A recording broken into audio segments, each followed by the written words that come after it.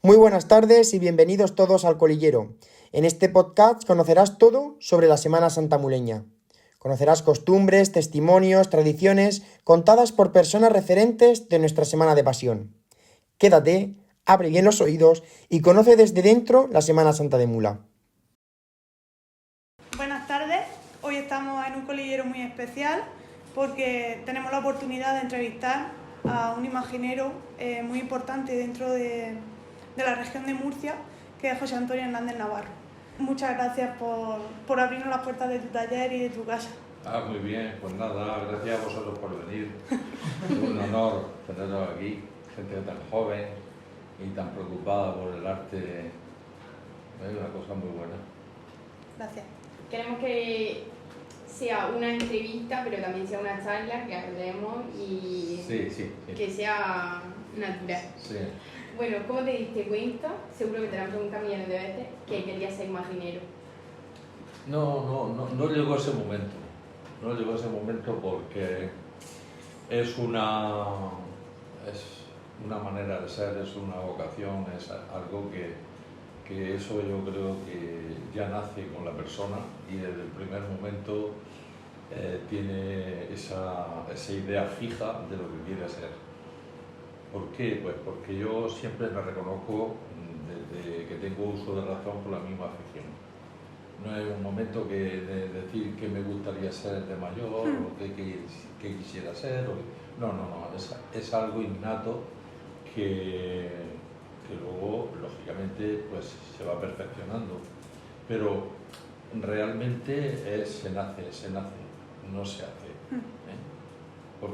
Y además contra viento y marea, porque precisamente en mi caso no tuve apoyo. Más bien por parte de mis padres veía un absurdo, un oficio que aquello no iba a llegar a nada, entonces ellos tenían para mí otros proyectos, de tener pues unos estudios, que sí que lo hice y tal, pero ellos querían que yo fuese empleado de banca o algo positivo, porque un padre para un hijo quiere algo que luego pues tenga un futuro más o menos, no brillante, pero por lo menos asegurado, ¿no? Sí. Y mis padres nunca vieron en el mundo este del arte un futuro, dijéramos, seguro ni brillante, mucho menos. Y entonces pues fueron muchos inconvenientes, muchas negativas, muchos disgustos, muchas cosas en contra, que también es posible que aquello fuese un revulsivo para mí, es decir, por propia rebeldía, de decir no queréis, pues ahora yo más, ¿no? Entonces sí, es posible que también tuviese algo de culpa el que yo sea cultor que ellos no querían que fuera. Y entonces pues yo siempre seguí mi línea y anduve de allá para acá en muchos sitios, talleres, arte y oficios y tal, pero yo al fin y al cabo de alguna manera, como se dice, me salí con la mía. Sí. Sí. Bueno, queríamos saber si hay alguna figura, algún maestro, un referente. Sí, claro, cuando se empieza me imagino que le pasará a todo el mundo igual, pero siempre, claro, en Murcia el mayor referente que se tiene ante la escultura y sobre todo la escultura religiosa, pues siempre fue Salcillo, claro. Y por ahí empiezas y quieres emularlo y te fascina y quieres que tus obras sean, pues eso, no parecidas, pero con esa belleza, y se busca eso, pero luego eso tampoco es bueno, porque nunca las segundas partes fueron buenas, nunca fueron buenas. Y entonces, pues, el tiempo te hace ir reflexionando, te hace ir cambiando de opinión, te hace ir viendo otras cosas que también son buenas, porque pensamos que, o yo por lo menos pensaba que el mejor escultor del mundo era Salcillo, y no es así. Hay otros también que son muy buenos y que se debe de aprender de ellos. Y entonces pues yo creo que hay que tener un espíritu, en el fondo un espíritu crítico, no un espíritu de copiar y o conformista, decir como esto gusta por aquí voy, no.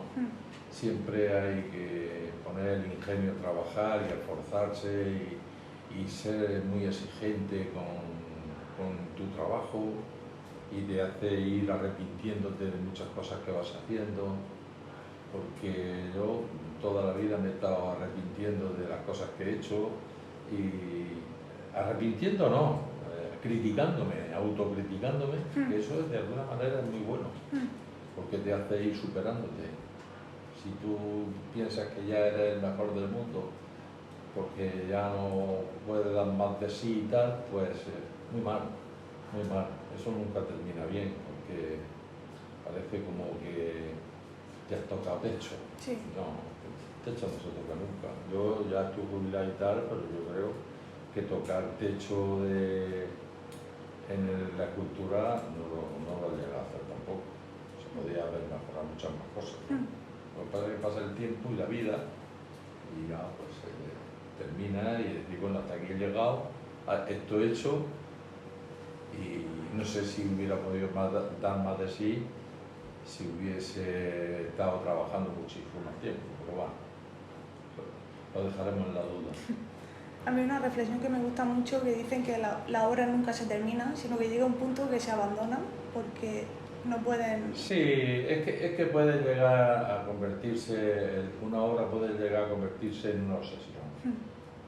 Obsesión que, por ejemplo, yo no sé si sería muy cierta del todo, pero la obsesión que llevó por ejemplo, a Leonardo da Vinci con la Gioconda, a estar toda la vida dándole retoques y cosas, y era casi su obsesión, ¿no? No sé si eso será fábula, porque también con los artistas se escriben y se dicen muchas cosas que luego no son ciertas. Porque no creo yo que Leonardo, con su talento y su tren de vida que llevaba de inventos y de cosas y de tal, estuviera pendiente de un cuadro toda su vida.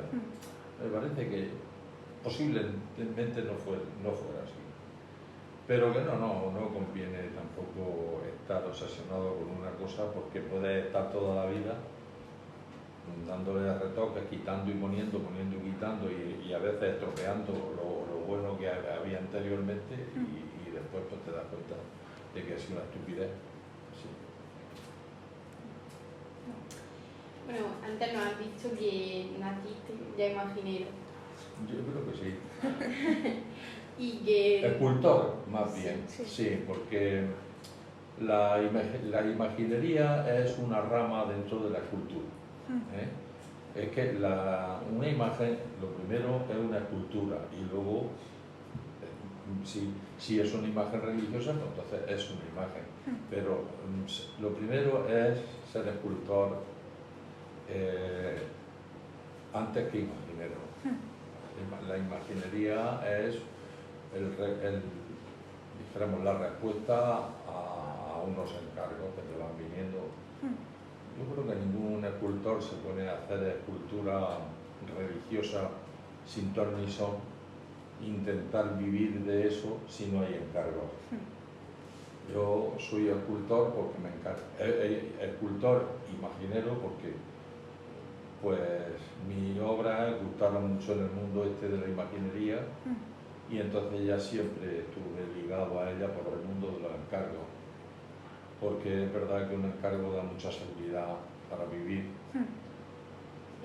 El no tener encargo y querer vivir de obras que hagas y que luego intentes vender en exposiciones y tal, es un riesgo para poder llevar una vida holgada y tranquila. Es un riesgo que solamente puede asumir a lo mejor la gente que incluso que se queda soltera, que no tiene una familia detrás a quien sacar adelante, y puede ir haciendo por la vida un poco lo que le da la gana, casi rozando la bohemia. Pero no, es que si tú llevas una vida con una familia, con una mujer, unos hijos, tú tienes que proporcionarle a esa familia una seguridad económica. Claro. Y esa la da los encargos. Yo, como desde el principio tuve muchísimos encargos, toda la vida he tenido muchos encargos, muchos. Entonces, pues, verdaderamente la línea que yo he tenido que seguir ha sido la línea de la imaginería religiosa, porque la otra escultura no ha dado la seguridad que da la... Además, también es verdad que empecé a trabajar con mucha suerte porque empezó a aparecer un boom de encargos, porque la Semana Santa empezó a resurgir y entonces proporcionó muchísimo trabajo, mucho. Entonces a mí me vino muy bien ese renacer al mismo tiempo que yo empezaba. Claro. Entonces pues he podido ser esto, progresar en la imaginería. Sí. ¿Recuerdas la primera vez que te impactó una imagen religiosa como tal? Pues exactamente, yo me acuerdo cuando yo era muy pequeño, que mis padres me llevaban a misa y me llevaban a misa a una capilla que hay y que todavía está en pie, donde yo nací. Luego se hizo otra más grande, pero esa era donde íbamos primero, y estamos hablando ya de hace pues 65 años, ahora ya que iba yo con mis padres muy pequeños, y había una imagen de la Virgen del Carmen y ya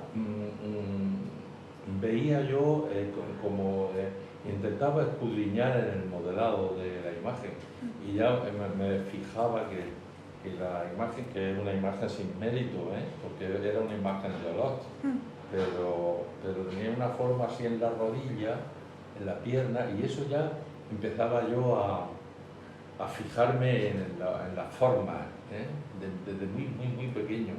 No impactado, pero sí un poco observador de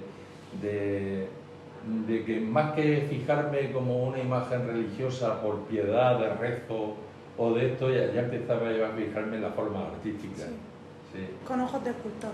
Sí, con ojos críticos, con ojos observadores, de que mira que aquí está el zapato y ahí no sé cuántas, o sea, sí, viendo ya, porque es el primer contacto que yo tuve con el mundo de la imaginería, fue esa imagen, que por cierto, aún está aquí en el pueblo, y ya pues bueno, me llamaba la atención. Hemos dicho que hay muchos referentes a lo largo de tu carrera, pero por ejemplo el que tenemos más presente en la cultura murciana, especialmente en la imaginería, como ya hemos dicho, es Sánchez Lozano. ¿Qué relación tiene la escultura de Sánchez Lozano con la tuya?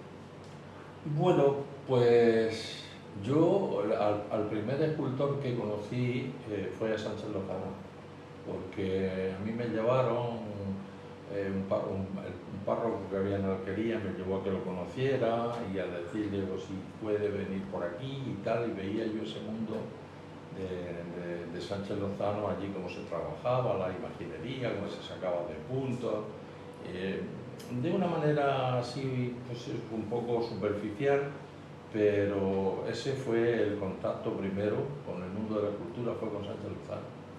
Sí, luego ya después pues vas viendo otras cosas, vas viendo, no sé, porque te vas fijando en otras obras y en otras cosas, y entonces pues vas valorando también otras cosas. Sánchez Lozano es un escultor que en su momento pues hizo su gran papel de renovar todo lo que se había perdido en la Guerra Civil, y lo que se había perdido en la Guerra Civil pues era de la escuela murciana, y él tuvo la respuesta a aquello. Y él también vivió toda su vida un poco detrás de esa línea, de la línea de Salcillo. Claro. Pero luego, esta clase de cosas al final pues tienes que decidirte, es decir, que por ese camino no se puede llegar muy lejos, porque cuando una persona ya ha hecho un camino, si tú vas detrás de él, pues bueno, pues te está aprovechando del camino que ha hecho el otro, pero que tú no estás haciendo ningún camino, sino simplemente ya vas por terreno llano. Sí. Y claro, eso al final pasa factura. Si tú no logras y te esfuerzas en lograr tu propio sello, de alguna manera, dentro de lo posible, porque mira que el mundo de la cultura y sobre todo religiosa, ser original es un lío, porque hay tantísimo hecho tanto a lo largo de los siglos y del tiempo actual, que destacar no es fácil.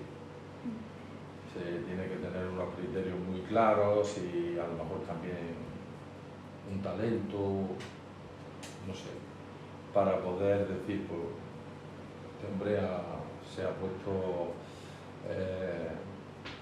en crear otra manera de trabajar, ¿no? Eso creo yo. Ahora pasamos al bloque del proceso creativo, Sí. de lo que es pues, todo el proceso que engloba el hacer una obra. Sí. Y queríamos saber cómo es el diálogo con las hermandades y, o sea, durante un proceso creativo, Sí. el contacto previo que se tiene, cómo se realiza el encargo, las indicaciones específicas que se dan. Sí, pues realmente tiene también su formulario, ¿no?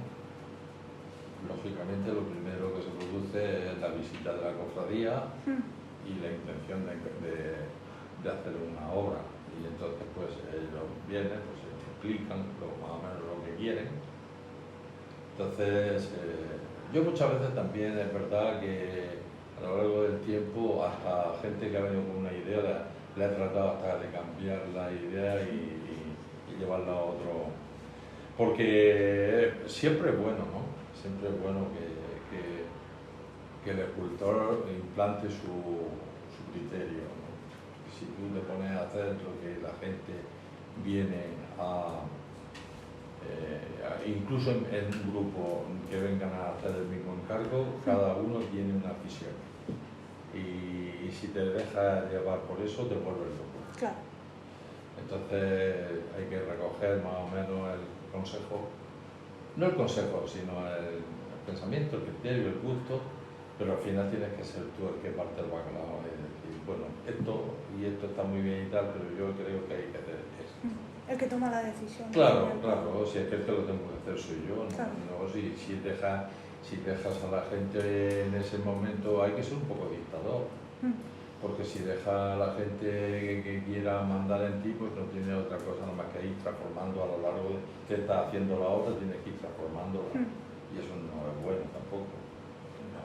Yo en alguna ocasión has podido conmigo en alguna ocasión.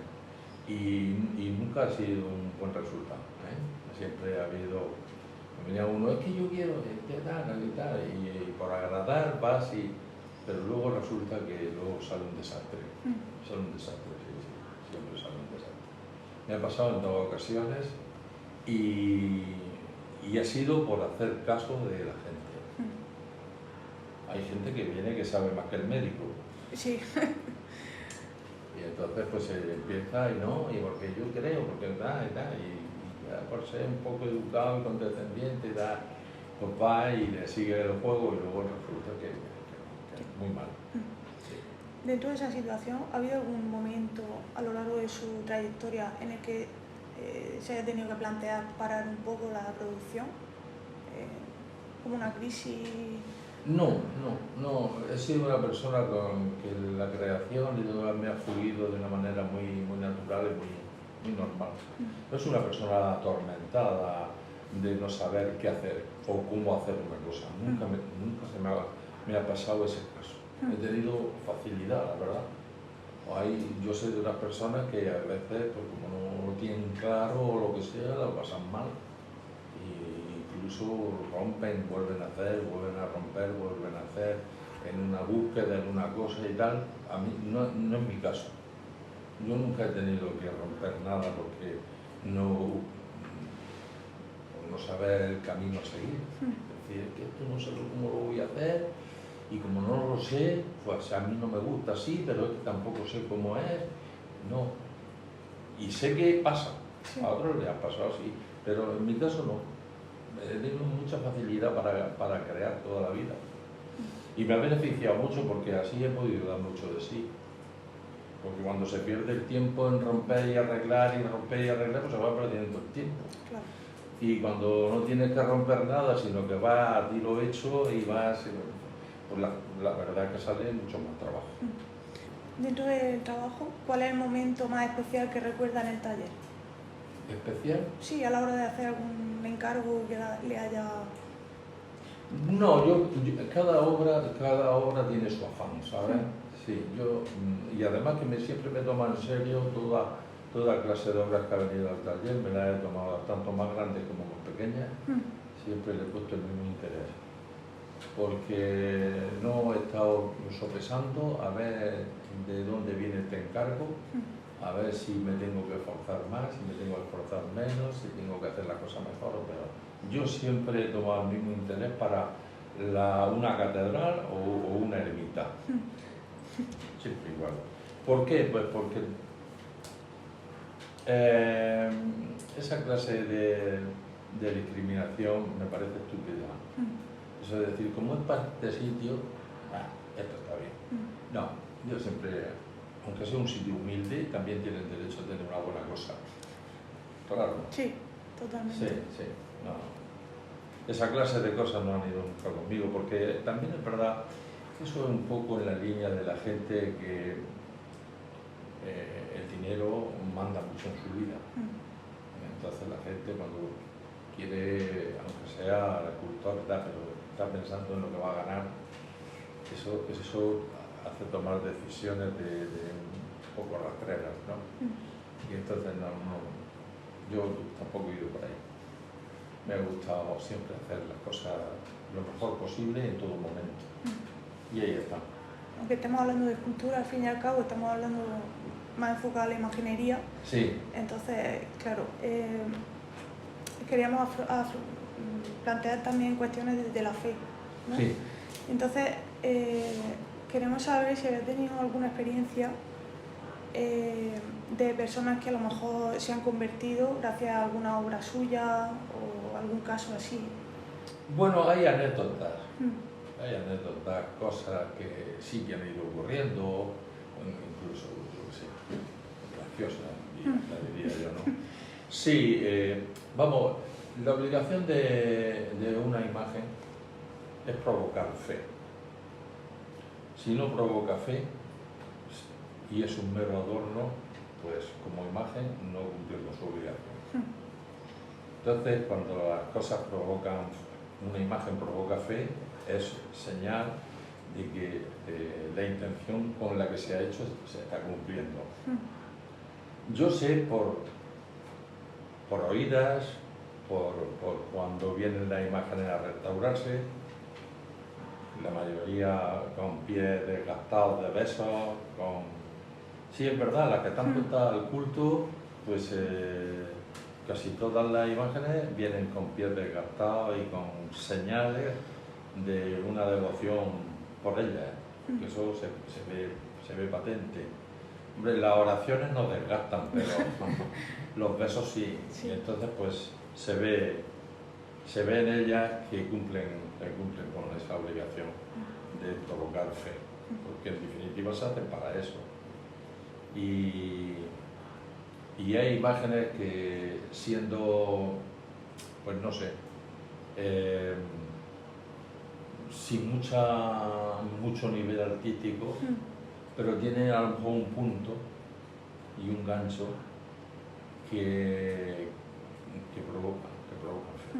Sí. ¿Qué significa, queríamos saber qué significa para ti la Virgen de la Huerta? Me ha tocado el punto.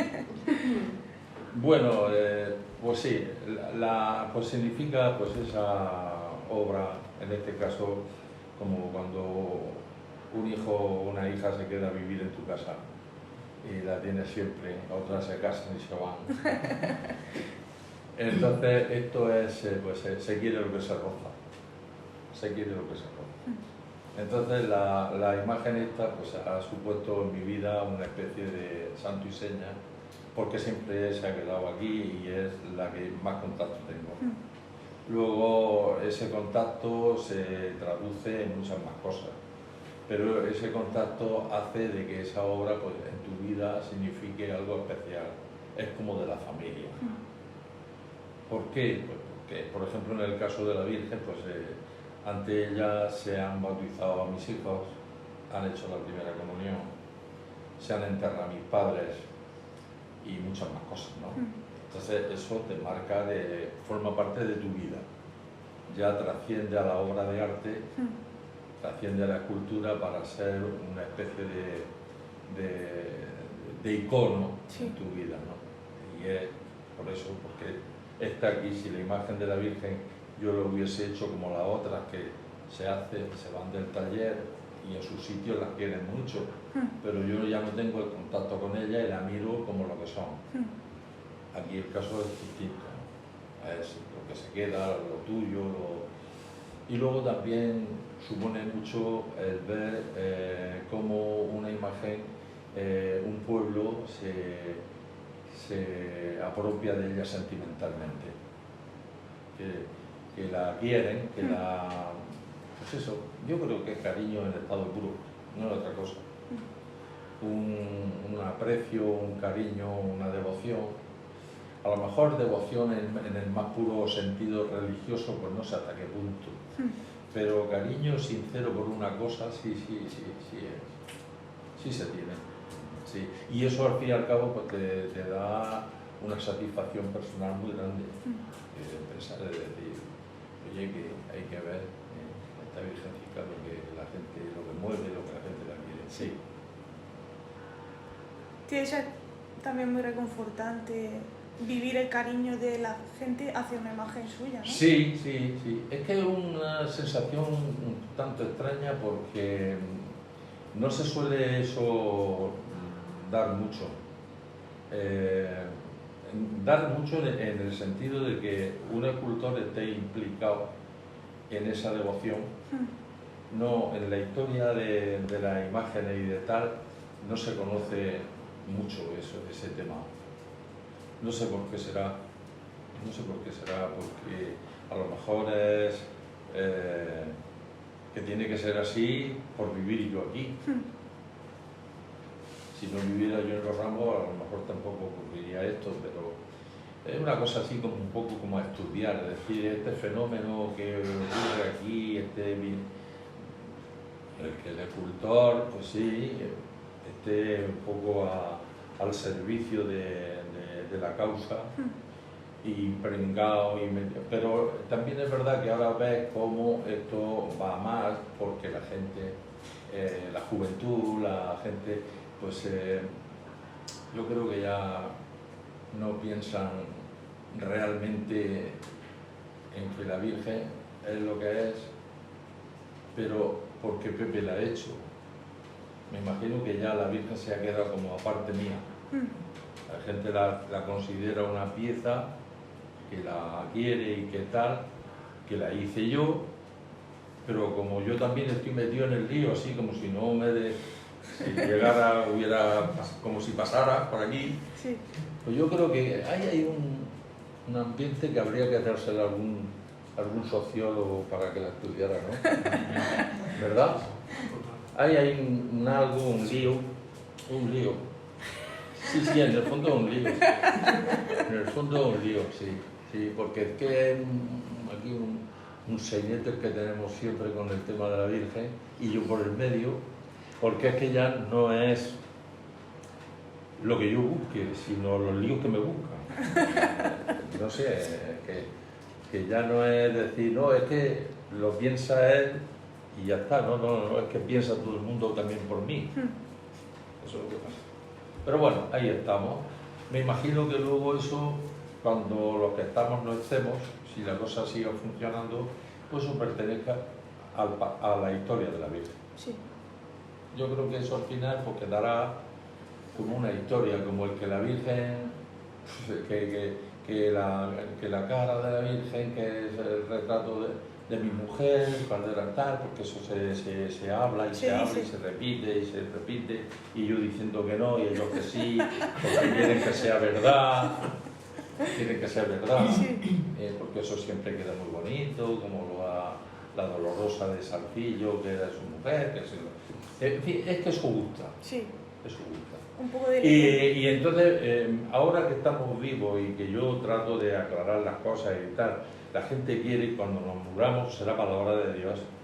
Que sea así, ¿no? Es lo que será palabra de Dios, y es que era así.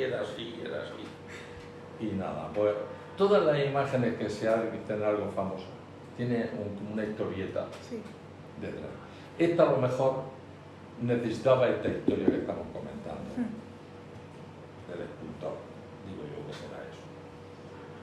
Al niño de mula pues necesita Fray Pedro para su historia, y así sucesivamente. Claro. Yo creo que en cada momento tiene que haber como una persona mediadora ahí entre la imagen y el pueblo, digo yo. Si nos paramos a reflexionar, tiene que tener todo un motivo. Porque vamos, que una gente se ha devotado de una imagen que sabe que ha hecho uno del pueblo, pues es raro. Sí. Es raro, porque siempre es la pastorcita, la Virgen que se apareció, no sé cuántas, que viene de muy atrás. Aquí esas historias no existen. Aquí esto es lo que hay, es la verdad. Esto sí que es verdad. Esta historia sí que es cierta, porque es reciente y todos la conocemos. Lo otro puede pensar que sí, pero no, pero vaya usted a saber. Ahí. Sabemos que tenemos muchas imágenes repartidas a lo largo de la geografía murciana y que estas procesionan en Semana Santa. ¿Hay alguna procesión que no te puedas perder, que te guste mucho ya verla? Sí, hay imágenes que sí me gusta ir a ver. El Viernes Santo por la tarde me gusta ir a Murcia a ver el descendimiento de San Miguel.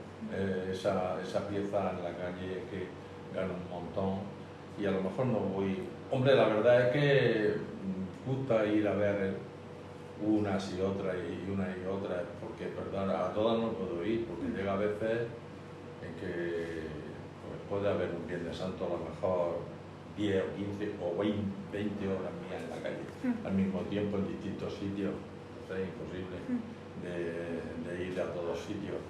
Pero esa obra sí que la tengo yo como considerada como la obra maestra, y entonces sí que me gustaría verla. Sí. Bueno, y hay muchas más, pero que siempre trato alguna más de ver, pero esa no me la pierdo. Bueno, queríamos saber también si forma parte de alguna cofradía. Bueno, poco. De cofradías, por ejemplo, aquí en el pueblo, pues pertenezco está el Cristo, pero soy un cofrade dijéramos, de colaborador. Lo mismo que en la Hermandad de la Virgen de la Huerta también soy hermano colaborador. Ahí la hermandad tiene su presidente y su junta y sus cosas, pero yo soy hermano colaborador, o sea, hermano pagano. ¿Cómo se siente, por ejemplo, creo que antes se lo hemos preguntado, pero específicamente, por ejemplo, nosotras somos de la cofradía del Resucitar de Mula, que le hiciste tú? Sí. Y entonces, o sea, el resucitar la imagen donde nosotras, o sea, a la que nosotras le rezamos, a la que nosotras le pedimos, para nosotras es la devoción de la casa, o sea, y de la familia. Es un poco la piedra angular de nuestras vidas. Entonces, ¿cómo te sientes y cómo se lleva eso cuando alguien te dice que su devoción ha salido de tus manos? Pues es una cuestión, ya te digo, es que es una cuestión extraña. Yo entiendo que siempre he puesto toda la carne en el asador para conseguir que mi imagen es lo que hablábamos al principio, provoquen esa fe, porque si la imagen no provoca esa fe, entonces yo qué sé, es algo que te produce una sensación, pero que los que somos creyentes, porque no se puede dar lo que no se tiene, yo creo que hacer una imagen que, si no eres una persona creyente, no puedes lograr que la gente crea en lo que hace. O que la imagen despierte esa fe que necesita, por la que se ha hecho esa imagen, ¿verdad? Sí. Entonces, yo creo que ahí también tiene que intervenir un poco el designio de Dios en que esas cosas ocurran. Yo creo que sí, porque yo muchas veces he pensado que yo tengo un poco, he puesto mis manos a disposición de los designios de Dios, y entonces, como siempre ha sido un conjunto, o sea, un proceder desde el mundo de la fe, pues yo creo que se tiene un resultado bueno, porque se hace con toda la mejor intención del mundo, Y entonces desde ese punto de vista yo creo que también Dios algo habrá puesto de su parte, porque si no, no... Porque hay cosas que ves tú que extrañas, raras. Yo me acuerdo que hice para Alcantarilla un Cristo, el Cristo de la Esperanza, que este año va a procesionar precisamente en Murcia, la procesión magna. Pues bueno, pues ese Cristo, cuando llegó a Alcantarilla, había una pareja que no tenía hijos y entonces la mujer pues parece que se empeñó con el Cristo en que quería quedarse embarazada y luego pues me llamó la cofradía a decirme, pues mira, ocurrió esto y ahora el niño que van a hacer se va a llamar José Hernández Navarro. Sí, se va a llamar José Hernández Navarro. Y luego pues cosas que van pasando así en estas imágenes, en otras, aquí incluso con la Virgen, pues el otro día en la fiesta, hace 4 días, Sí. la fiesta por las calles y tal, y me lo contó mi mujer porque yo no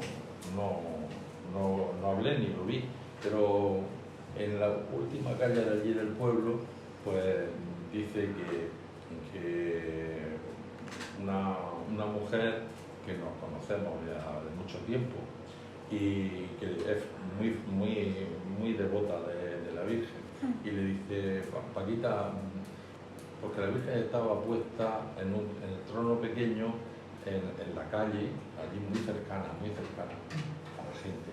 Y entonces dice que me gustaría, ¿puedo tocarle el manto? ¿Puedo acercarme y tocarle el manto a la Virgen? Y dice, pues claro. Dice, es que tú no sabes lo que me ha pasado, dice, porque es que mi hija no podía tener hijos. Y ella también es muy devota de la Virgen y se empeñó en ella en ese tema. Dice, y ocurrió que como no podía ya tener hijos, no podía, pues se sometió a una operación y cuando se ponen a operarla, la abren y entonces al dar el corte había allí un coágulo y el que estaba embarazada.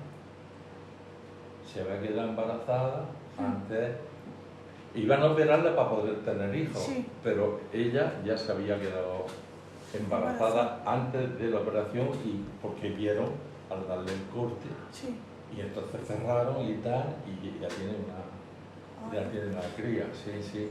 Y cosas de esas así, ¿no? Que la gente se empeña y le tiene mucha fe. Esa misma mujer contaba hace ya muchos años que unas papeletas de lotería cuando llega la Navidad, sabes que antes había papeletas, ahora ya casi no hay, pero había papeletas. Y entonces llegó el sorteo y empezó a presentar las que le habían tocado y las que no le habían tocado. Y entonces en el montón donde no le habían tocado, pues estaba la de la Virgen que le había tocado.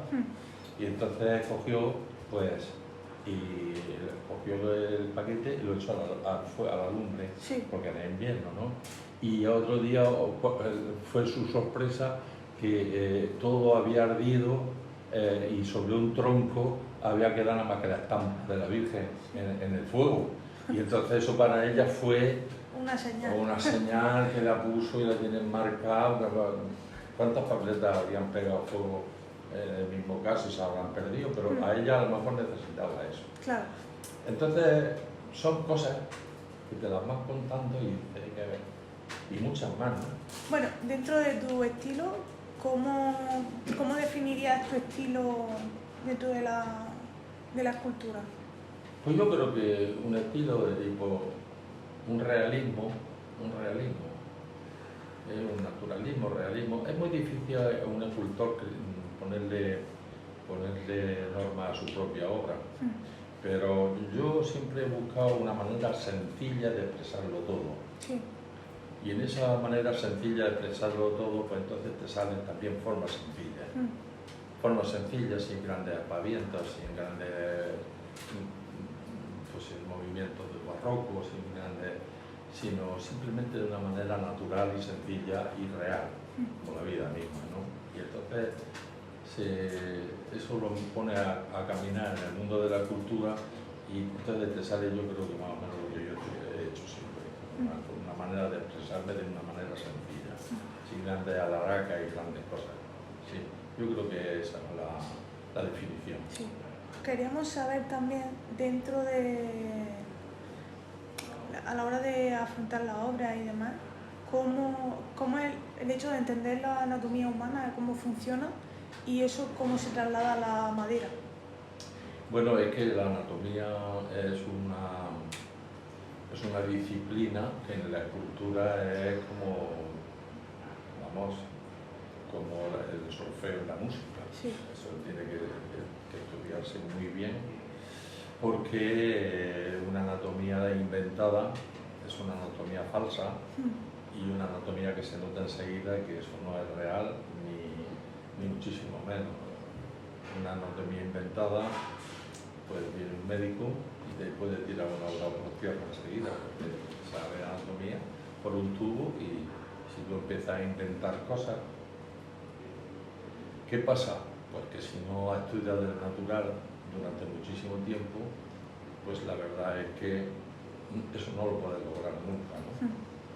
Lo que pasa es que llega el momento en que has hecho tantas cosas que ya no necesitas copiar, sino que tu sabiduría, tu talento, lo llevas almacenado ahí y luego a la hora de crear lo pones en marcha. Y es como el pianista que primero necesita una partitura, pero luego ya tiene tal habilidad que toca lo que quiere sin mirar la partitura. Pero eso ha sido producto de haber estado montado de tiempo tocando con la partitura. Sí. Pues me puede a mí pasar, o sea, me ha pasado a mí lo mismo.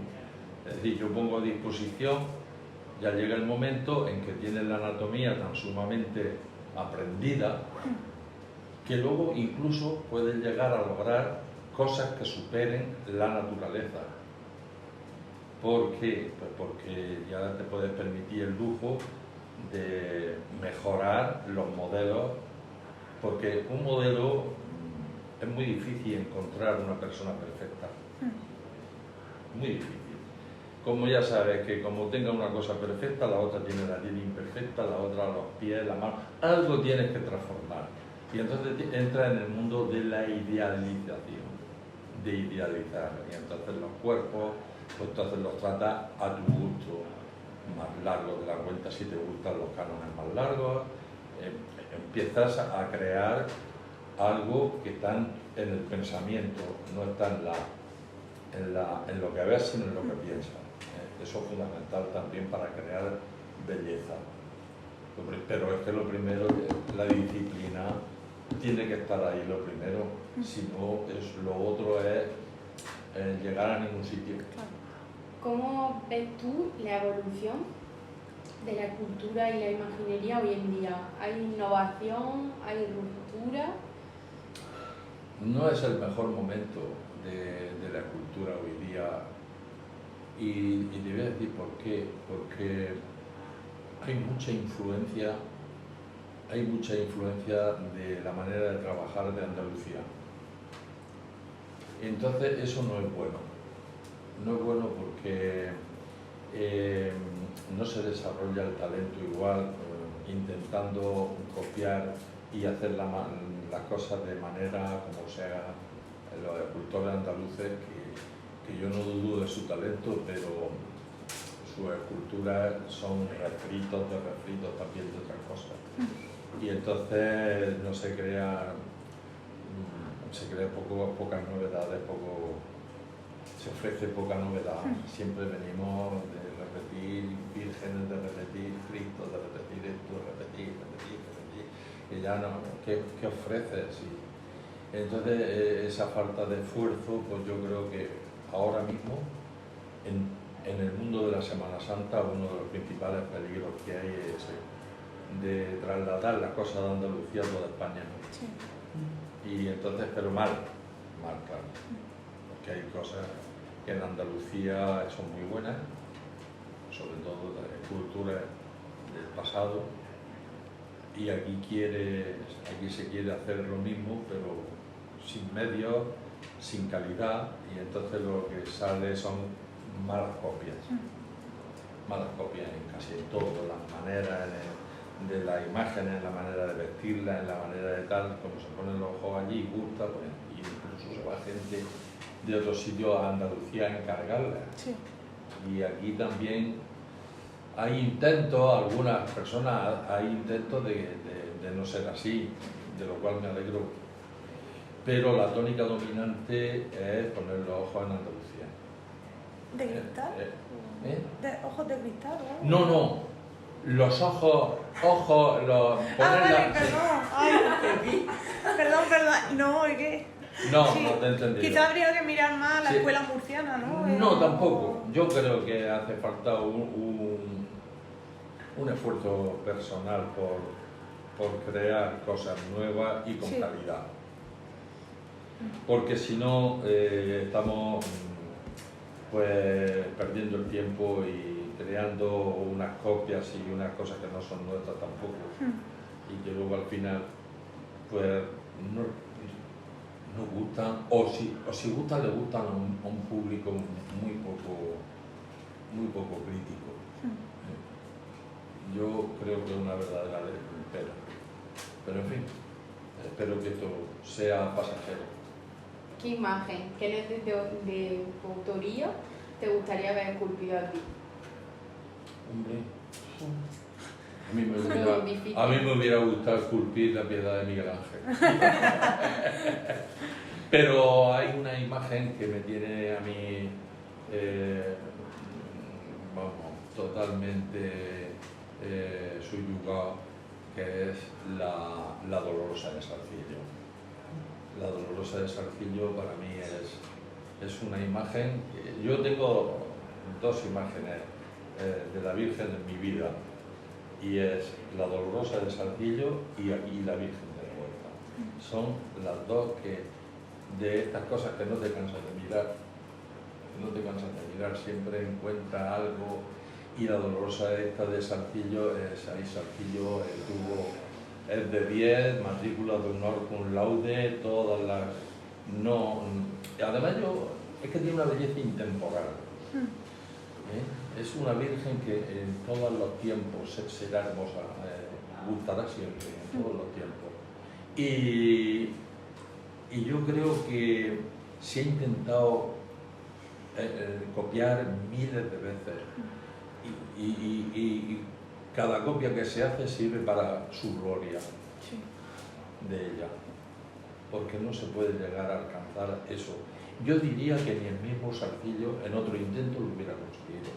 De hecho, Salcillo tiene muchas más dolorosas, pero como esa ninguna. Eso sale una vez en la vida. ¿Por qué? Pues no se sabe. Porque si estamos hablando de la intervención de Dios, pues será eso. Pero eso sale una vez en la vida. Eso no se puede... Es algo tan sublime que es irrepetible. Y hay muchísimas copias, muchas. El mismo Sánchez Lozano me parece que hizo como 86 o 87 copias de la Dolorosa, y todas las que tú quieras. Pero ese punto de esa Virgen, eso lo tiene ella y nada más que ella para siempre. Entonces, pues esa imagen, no sé si me hubiera gustado hacerla a mí, yo tampoco me hubiera considerado llegar a eso. Pero simplemente con que esté hecha y yo que la pueda ver, ya está, me conformo. Sí, aunque no sea mía, me da igual, porque es la verdad. ¿Cuál es la imagen de la que te sientes más orgulloso de haber hecho y por qué? Sí, hemos venido a parar a esta Virgen, a este descendimiento de San Miguel. Sí, porque es la obra maestra, la obra importante, la obra costosísima, tiene mucho trabajo. Yo creo que ni antes ni después se ha hecho en el taller cosa igual. Ni antes ni después. Se han hecho cosas muy importantes, muy buenas y tal, pero de esa magnitud y de esa importancia y de ese mérito artístico que tiene esa obra, no tiene ninguna sola. Con lo cual, Lo digo siempre, pero no lo digo yo, lo dice todo el mundo, y es que es la verdad, la verdad. Estas cosas que pues también se hacen una vez en la vida también. Eso yo creo que ponerte a repetir ahora eso, pues, bueno, yo no lo haría ya, no me considero con fuerzas para meterme en ese día, no lo podría hacer. Eso tuvo su momento muy bueno en la historia de la Semana Santa, de haber un boom económico que había, que pudieron meterle mano a eso porque fue un encargo caro. Y luego yo también me encontraba en una edad, con una disposición física muy buena. Yo creo que todo vino a tiempo, a su momento, para que eso se hiciera. Sí, todo, hasta el tema económico. Porque si queramos que no, todo pasa por el bolsillo. Sí. Entonces tuvo que venir también un boom económico bueno para que hubiese un encargo de esa categoría. ¿Cómo te sientes cuando vas a ver las procesiones y demás, a la hora de ver una imagen tuya, desfilar? Sí, es una satisfacción personal que eso es muy difícil de explicar, porque estás en medio de un público que está viendo pasar la obra, está viendo tal, y incluso están hablando de ti. Y tú estás al lado y te callas a ver qué dicen. Porque son las mejores opiniones que puedes escuchar, las que se hacen sin saber que está al lado el interés. Y entonces, pues, decir, mira, la gente no sabe ni que estoy aquí y están, la verdad es que siempre pues, se escuchan cosas bonitas. ¿Sí? Yo no, ha dado la casualidad, si alguien ha criticado mi obra, pues sería en otro momento, pero en esos momentos siempre, y además que no es que nadie sabe que estoy allí y hablan sinceramente, pero siempre han hablado bien, sí. ¿Has hecho obras para fuera de España o...? Sí, varias. Fuera de España, fuera de la península, ahí en Canarias y en la isla Baleares, Palma de Mallorca, los dos sitios. Y luego ya fuera de España, pues hay en Los Ángeles, en Estados Unidos, hay en Hispanoamérica, Bolivia y Guatemala, y hay en África, en Kenia. Sí, ahí está muy repartido el asunto. Pero fundamentalmente la región de Murcia pues, es la que más cosas tiene. Las otras son obras más puntuales. Sí. Esperamos que la cantidad considerable está en la región de Murcia. Te das cuenta que en la misma capital hay 14 pasos. Entonces, estamos hablando de que ha sido una obra regional. ¿Tienes la cuantía exacta? No, hay gente que me lleva la cuenta, que sabe más cosas de mí que yo, y entonces ya estaban hablando de 250 por allá, sí, sin contar, pero hablaban de 250, Sí. pero sin contar lo pequeño, y lo pequeño ya sería un disparate. ¿Cuál ha sido la cosa más atípica que te ha inspirado a hacer una imagen? Atípica. Pues es que todo el mundo ha sido muy convencional. Pero atípico si se puede considerar, por ejemplo, como representar personajes, retratos en la obra de arte, eso sí que se sale un poco de la línea, y es verdad que a lo largo del tiempo pues sí hay obras mías que son retratos, obras no religiosas, o sea, religiosas de figura de paso, pero sin ser las figuras principales, pues sí ha habido retratos muy variopintos, de un carpintero hasta un niño que murió en un accidente en la playa, desde mi hijo menor, cuando tenía pocos años, en el paso de la Borriquilla en Murcia, sí, esas son, sí, sí se puede considerar un poco atípico. Bueno, ahora estás jubilado, pero ¿cuál era tu rutina en tu día a día en el taller? Sí, pues era de trabajo en serio, de empezar temprano y terminar tarde. Sí, porque tenía ayudantes que venían 2 turnos, uno por la mañana y hasta el mediodía y otro por la tarde hasta las 10 de la noche, y a los dos los acompañaba. Uno entraba a las 8 de la mañana y el otro entraba por la tarde a las 6 y ya se iba a las 10 y estaba con todo, con lo cual, con los dos. Era un día a día de trabajar, porque el resultado de hacer tanto trabajo es de echar muchas horas. Y había mucho encargo, mucho trabajo y había que darle salida. Durante esas jornadas laborales, durante el trabajo, ¿escuchabas música? Sí, ahora escucho menos, pero siempre me ha gustado la música clásica mucho. Sí.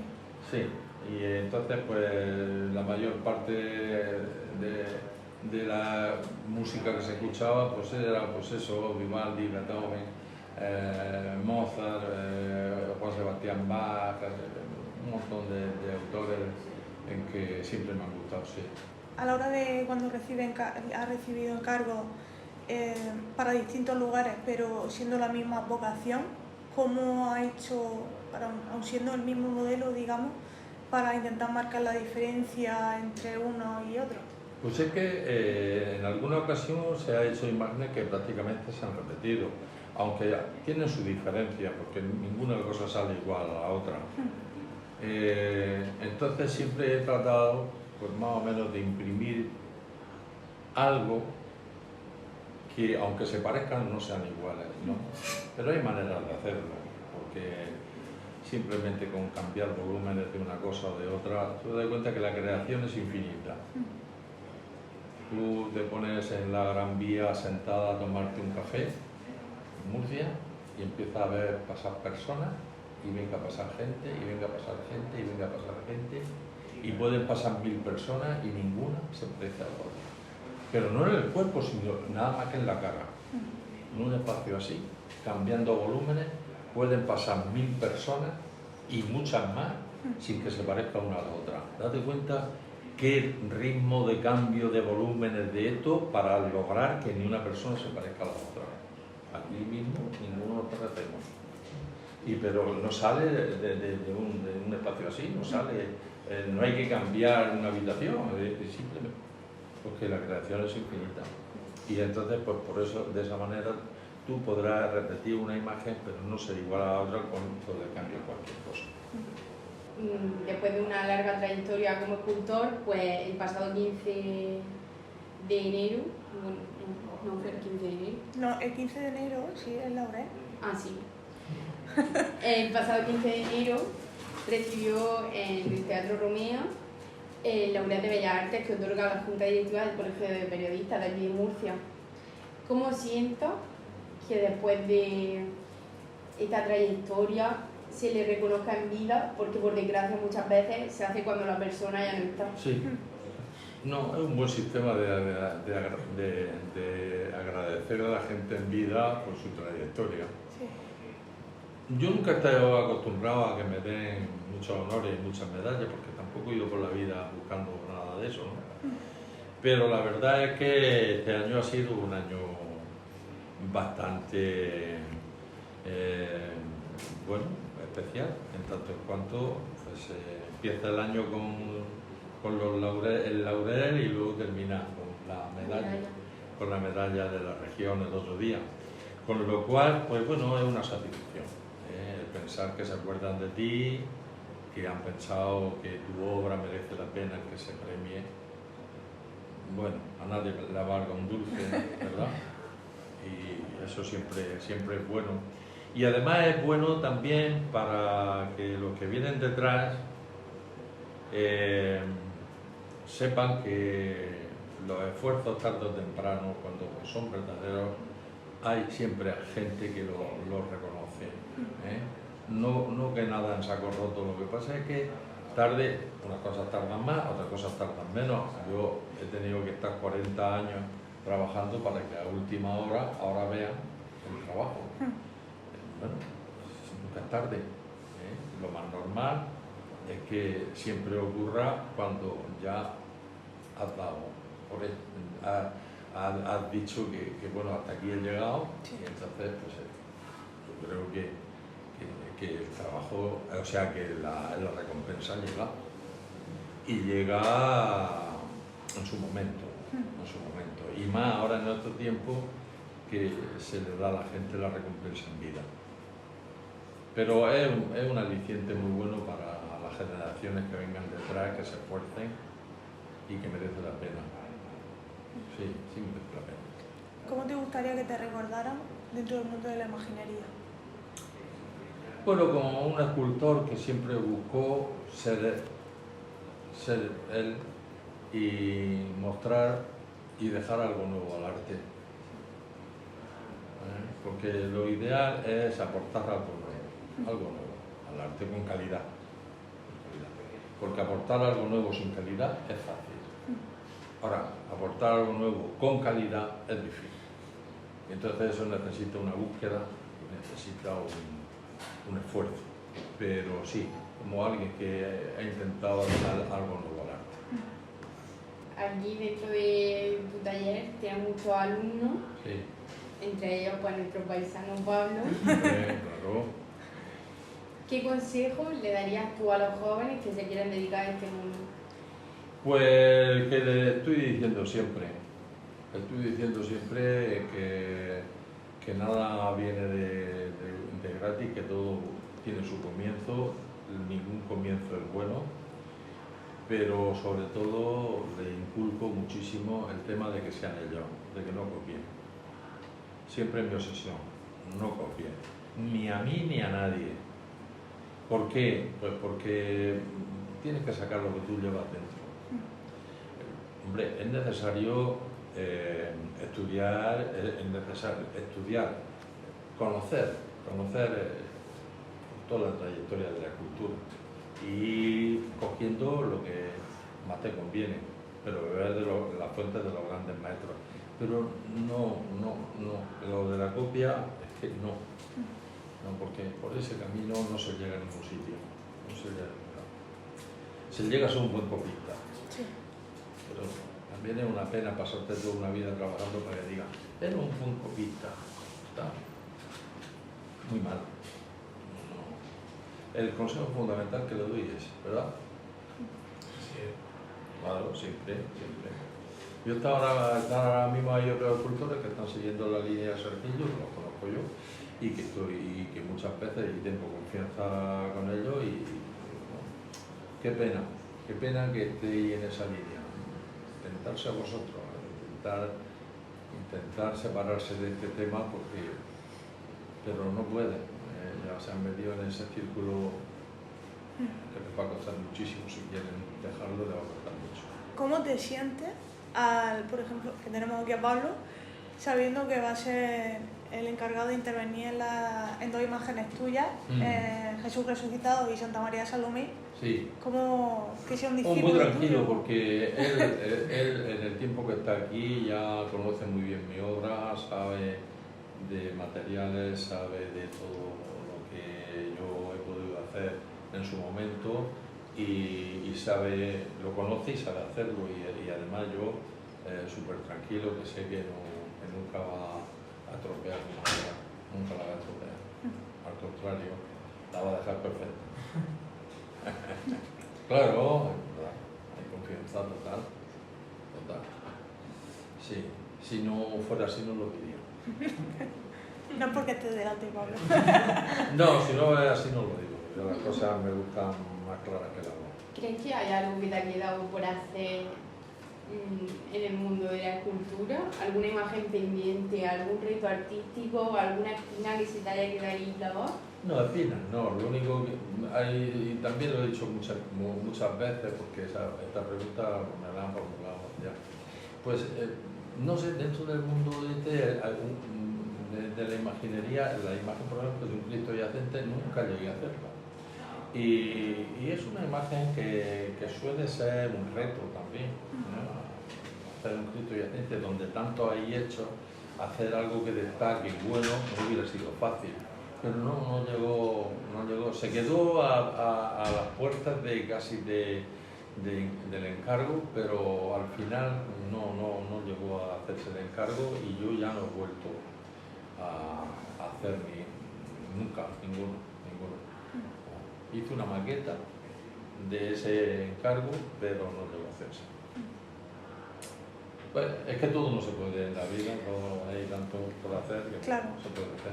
Bueno, no sé qué año fue que estuve en Mula, para el Día del Niño.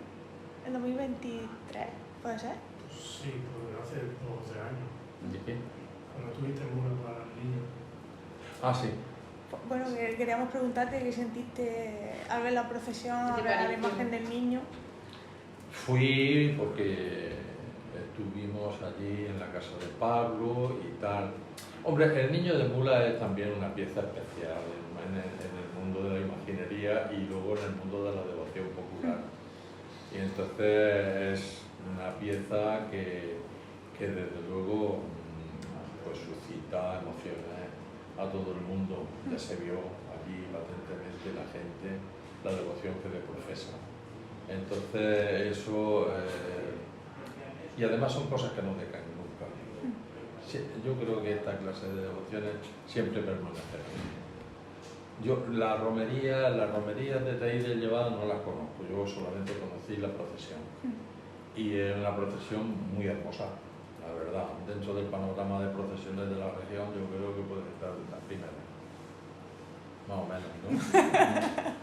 Sí, no, sí, yo pienso que sí, sí. Porque las romerías son una cosa y las procesiones son otra.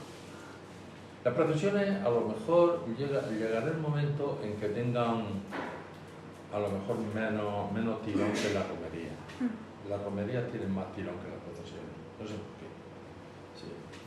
Están en cambio muy distintas aquí a la Vega Baja, aquí en la zona esta de la Vega Baja, en los pueblos estos que sí tienen un tirón tremendo las procesiones. Esta gente no tiene romería, pero tiene unas procesiones kilométricas. Sí, es algo tremendo.